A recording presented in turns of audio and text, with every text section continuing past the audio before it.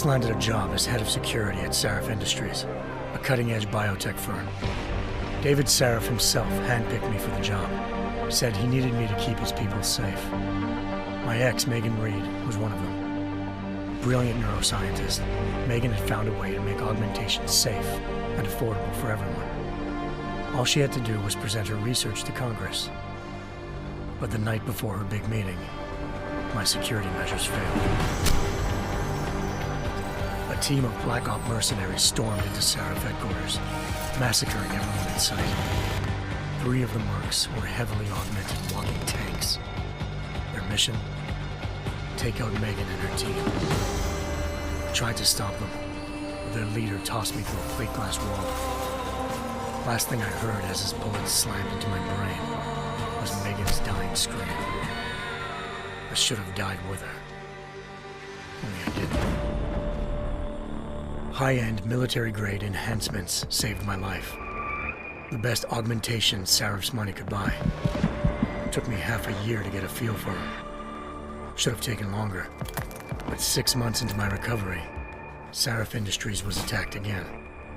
This time, by a radical group of pro-human purists. Violent, militant, and fanatically opposed to human augmentation. They claimed to be members of Humanity Front, a non-profit organization that wanted the UN to limit biotechnology research. The thugs broke into Sarif's factory and found machinists working overtime on a top-secret military augment called the Typhoon. Sarif sent me to retrieve it, and when I did, I found one of the so-called purists next to it, wired with cerebral implants, trying to download its classified specs. Obviously, something more was going on. The AUG killed himself before I could question him. Sarif ordered me to dig deeper, so with the help of Frank Pritchard, Sarif's head of cybersecurity, I did. Turns out a second hacker had been controlling the AUG's actions from somewhere off-site. Pritchard and I tracked his signal to a secret FEMA internment camp in Detroit. The Black Op mercenaries were there. The same mercs who'd left me for dead 6 months before. Figured they'd try again when they saw me. It wasn't so easy for them this time. I took out the tank named Barrett, even got him to give me a new lead. A penthouse apartment in China. Of course, we both knew it would be a trap in the end.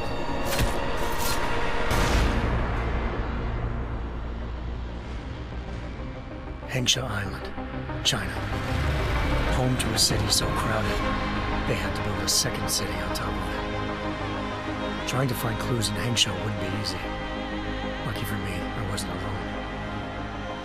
Farida Malik, Sarif Industries' ace pilot, had lived in Hengsha before. A good person to have on your side. She knew enough about the place to get me around. Malik dropped me in the lower city, close to the penthouse Barrett had told me about. Bell Tower Associates, a private security firm under contract to the Chinese government, had agents tossing the suite when I arrived. Just not for the reason I'd been expecting. Turns out the man who lived there was a criminal hacker named Van Bruggen. The same hacker who'd been remotely controlling the AUG in Sarif's factory. Van Bruggen's panicked decision to force the man to commit suicide had been a mistake. Now his mercenary partners were gunning for him, and I needed to find him before they did. Locating Van Bruggen meant playing nice with the Triads, Hengsha's organized crime lords. They had the hacker holed up inside a low-rent capsule hotel.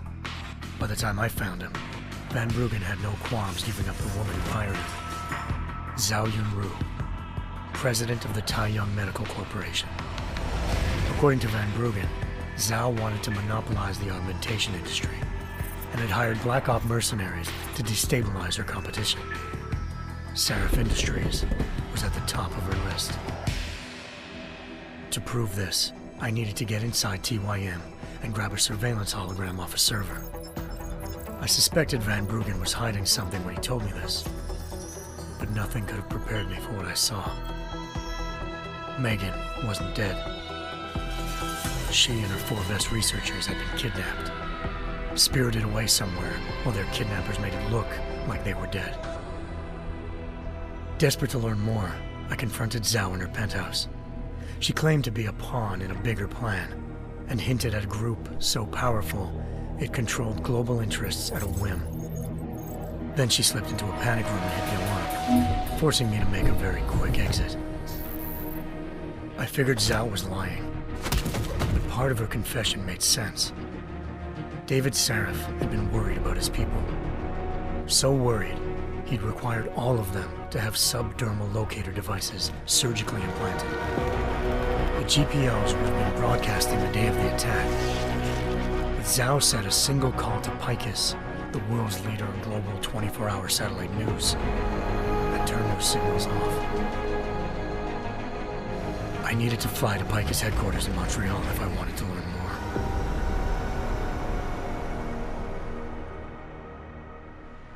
Eliza Cassan, Picus Communications' First Lady of News. Malik thought I was reaching when I told her Eliza was involved in this. The world's most famous news anchor, working with a mercenary hit squad. But when I confronted Cassan in her office, she freely admitted to jamming Detroit's satellites the night Megan's team had been taken.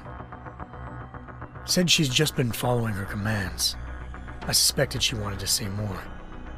But Black Op mercenaries showed up looking to shut us both down.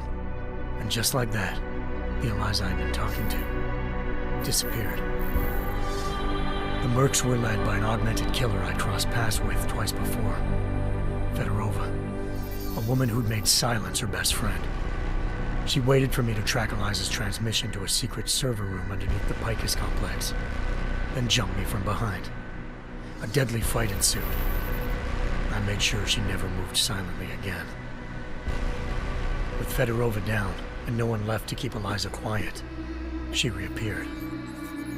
Turns out Picus's First Lady of News wasn't a lady at all. She was a sophisticated AI program, engineered to monitor data streams and control what people believed. Eliza told me a Humanity Front doctor named Isaiah Sandoval to remove the scientist's implanted tracking devices while Detroit's satellites were down. She also told me to speak to David Sarif if I wanted to learn more. By the time Malik and I got back to Detroit, tensions between normal and augmented citizens had reached a flashpoint. Riots were breaking out in several cities, and the UN was being urged to intervene. Sarif was trying hard to convince Hugh Darrow, the inventor-turned-philanthropist who'd once been a leading proponent of enhancement technologies, to help stop a possible regulatory vote. Sarif had a lot riding on Darrow. Megan's discovery would have given millions of people the chance to evolve beyond their normal human abilities, and at the same time catapulted Sarif Industries to the top of the Fortune 500. According to Sarif, Megan's kidnappers knew this, and didn't want people evolving unless they controlled how it was done. He called his enemies Illuminati, and urged me to keep searching. Determined to do so, I tracked down Sandoval via America's most outspoken augmentation opponent, Bill Taggart, Sandoval's boss and founder of Humanity Front. Sandoval admitted to operating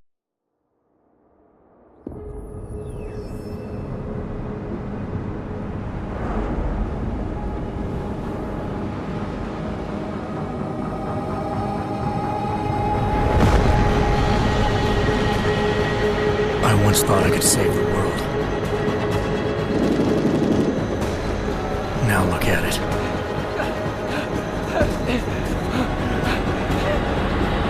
In yet another augmented terror attack, 251 passengers aboard Sister Airlines Flight 451 were killed when an augmented passenger broke into the...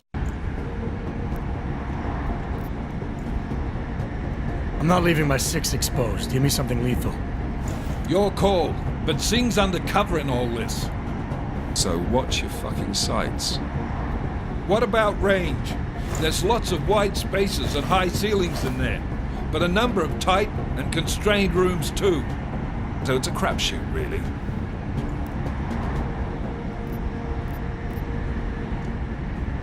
Well, I'm not looking to play dice with anyone in there. Give me something with distance. Your call.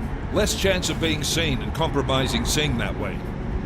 One last thing, Jensen. Singh said that Jin are using some sort of portable Wi-Fi device to boost communications. He's got a better chance of maintaining cover if you disable him.